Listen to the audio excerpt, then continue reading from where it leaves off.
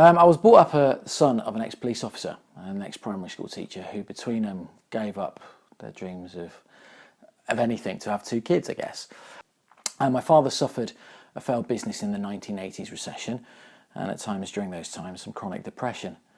My mum worked 3 jobs and managed a home with 2 teenage sons with all of their hormones exploding and imploding just to put hot meals on a table and keep the council house above our heads, I guess. I spent years managing shops, selling electrical stuff, managing branches of banks, having got the job wearing a brown suit. No idea how that happened.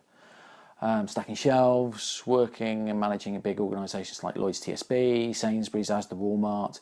And I learned quite a few lessons there, like how to deal with lazy, internally politically driven people who actually had less of a clue of what to do than the people they were paying £6 an hour to. But there you go. I kind of walked away, built a driving school, and it's in an industry that always kept saying, well, we've always done it that way. And here's the thing, that frustrated me, but it was an industry that I really cared about. It was the first job I cared about. I cared about the people that were doing it because they were trying to make a living, but also the fact that they were trying to do something for a bigger picture. They were trying to do something for the public in general, keep the roads safe, make them safer. So I created an event that had never been done before in the industry. And do you know what? It worked. It sold out. And it was sold off the back of just Facebook marketing. It had absolutely no budget whatsoever. Back in 2013, things changed. My sister-in-law, she dropped down dead. Boxing Day. Mother of 3 kids. She was the same age as me.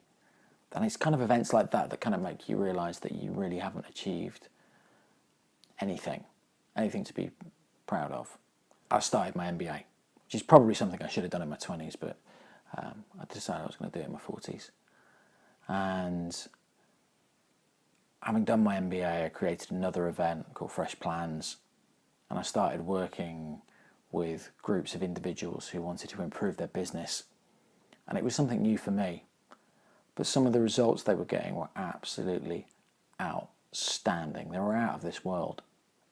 And we ran a 2014 conference again and sold that one out. And it started picking up the momentum, and I became really passionate about helping people's businesses and the people within those businesses to be so much more, because they can be, and sometimes they work in their business and not on their business, and they forget that actually they are the business. They don't work on themselves. Their business stalls, stays where it is, and they can be hugely more successful than they genuinely feel they can be at times. I've been blogging, I've been podcasting, I'm starting to run workshops for people for over 100 people, for companies here in this country and international companies too.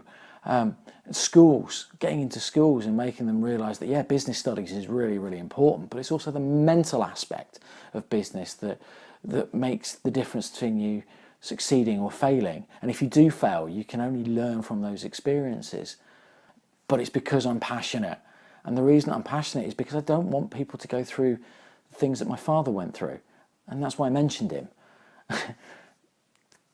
You know, he taught me a huge lesson that business life can be brutal. I don't want people going there. That's a horrible, horrible place to be.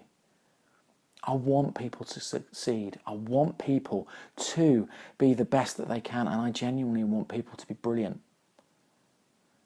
That's what I try and do. Try and be brilliant.